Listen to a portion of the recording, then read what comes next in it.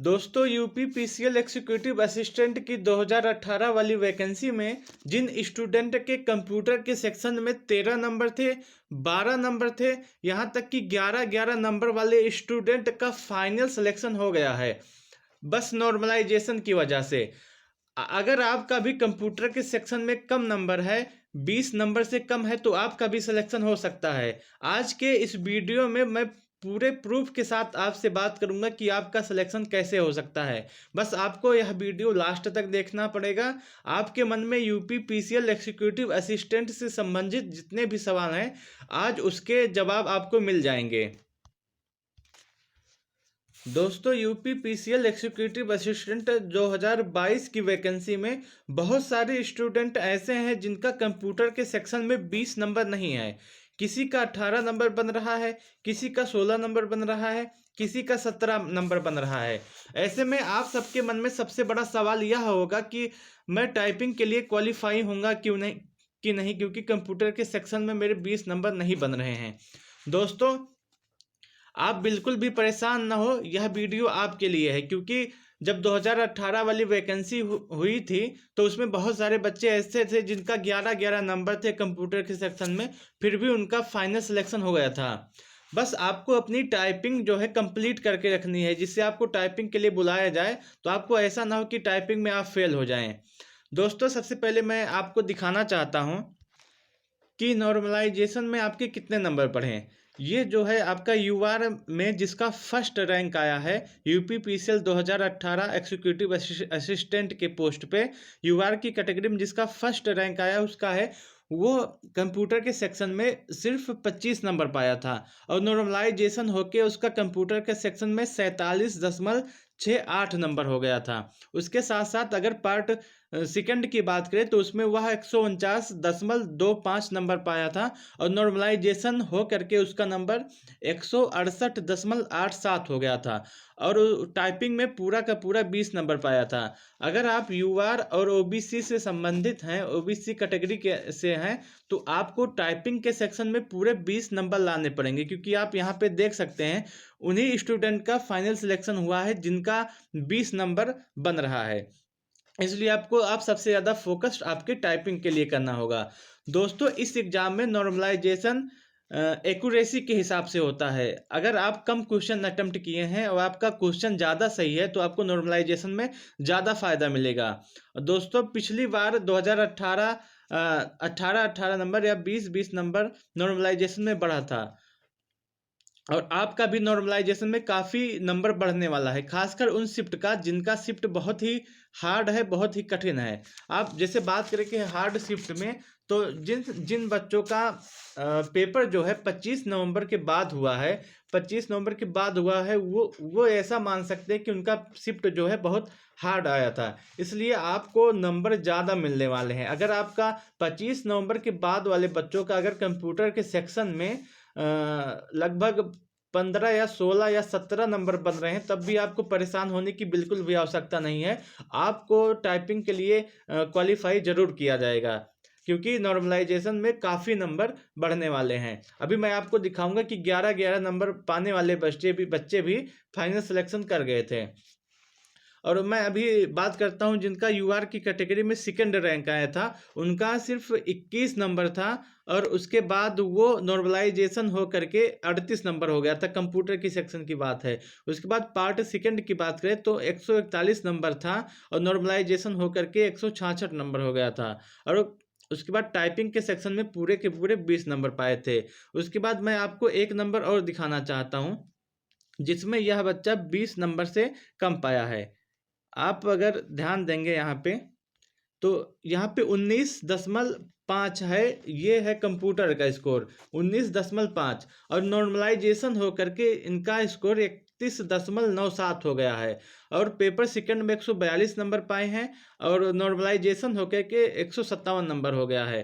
Typing में पूरे 20 number मिले हैं और इनका रैंक जो है यूआर में 18वीं रैंक आई है। तो आपका भी अगर कंप्यूटर के सेक्शन में कम नंबर है तो आप बिल्कुल भी परेशान ना हो, आपका भी फाइनल सिलेक्शन हो सकता है। यहाँ पे आपको मैं एक नंबर और दिखाना चाहता हूँ। यहाँ पे देखिए कि कंप्यूटर के सेक्शन में ये बच्चा सिर्फ 18.75 नंबर पाया है और नॉर्मलाइजेशन होकर के यही 36 नंबर हो गया है। 18 दूना 36 यानी कि दुगना नंबर आपका बढ़ा है। और उसके बाद पार्ट सेकंड की बात करें तो इसमें 137 नंबर 137.575 नंबर पाया है और यही स्कोर नॉर्मलाइजेशन होकर 157.76 हो गया है। और इसकी रैंक की बात करें तो इसका रैंक जो है 124वां है यूआर की कैटेगरी में। तो आप देख रहे हैं कि एक एक शिफ्ट में एक एक बच्चे का 20-20 नंबर जो है नॉर्मलाइजेशन में बढ़ा है। तो आप भी परेशान ना हो, अगर आपका कंप्यूटर के सेक्शन में कम नंबर है तो बिल्कुल भी परेशान ना हो,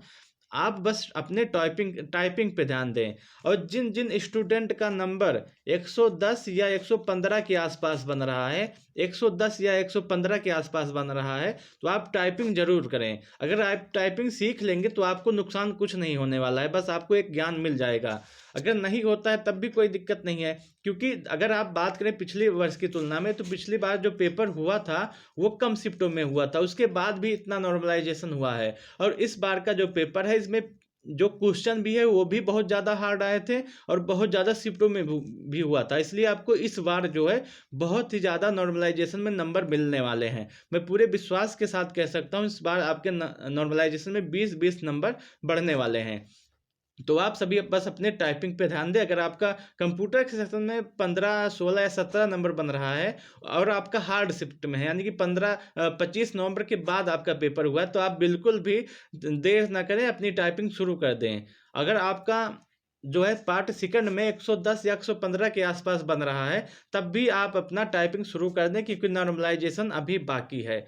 मैं समझता हूँ कि आपको यह बात समझ में आ गई होगी। अब आगे बात करें दोस्तों, अब एससी और एसटी स्टूडेंट की बात करें तो बहुत सारे स्टूडेंट ऐसे हैं एसटी और एससी में जिनका टाइपिंग में 20 नंबर नहीं है, फिर भी वो क्वालिफाई कर गए हैं, फाइनल सिलेक्शन उनका हो गया है, यहाँ तक कि 0-0 नंबर पाने वाले टाइपिंग में क्वालिफाई कर गए हैं। तो इसलिए आपको बिल्कुल भी घबराने की आवश्यकता नहीं है। अगर एससी और एसटी वाले बच्चे का नंबर जो है 100 के आसपास भी है फिर भी वो टाइपिंग पूरा कंप्लीट कर लें अपना। देखिए जैसे एक स्टूडेंट है उसका 19.25 नंबर है कंप्यूटर के सेक्शन में पार्ट 1 में, और उसके बाद उसका नॉर्मलाइजेशन स्कोर हो गया है 29.224।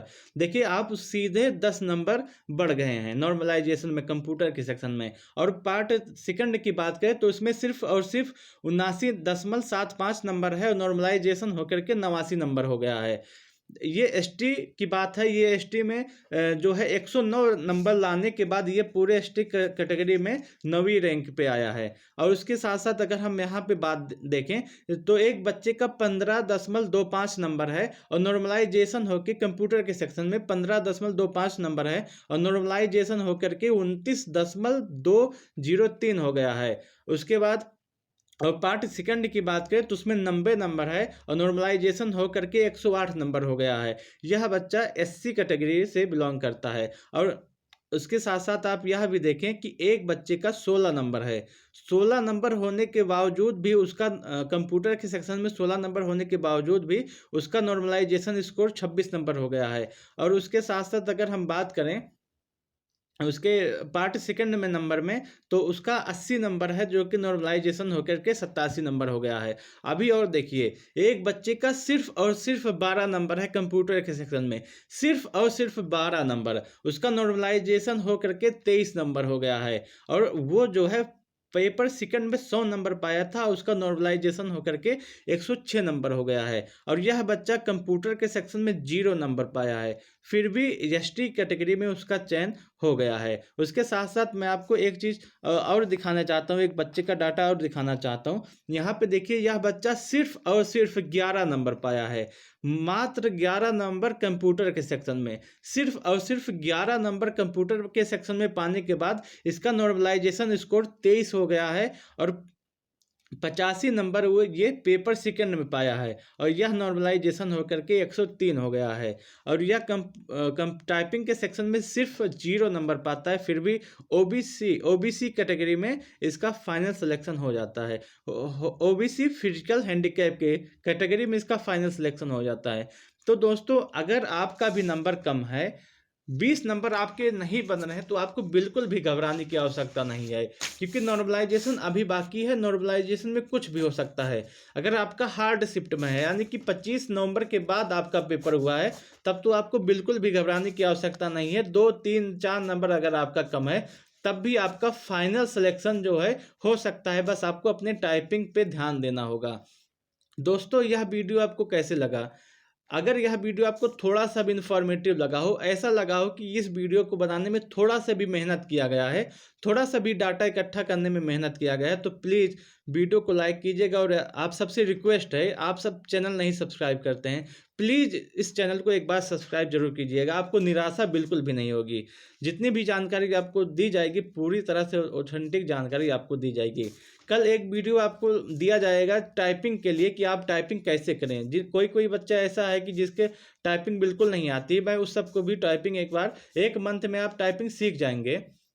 आपको परेशान होने की बिल्कुल भी आवश्यकता नहीं है। अगर आपका नॉर्मलाइजेशन, मैं एक बार फिर से बता दे रहा हूँ, अगर आपका स्कोर 110 या 115 के आसपास भी बन रहा है, तब भी आप टाइपिंग सीखना शुरू कर दीजिए, क्योंकि इस बार पेपर भी जो है काफ़ी कठिन आया था, हार्ड आया था।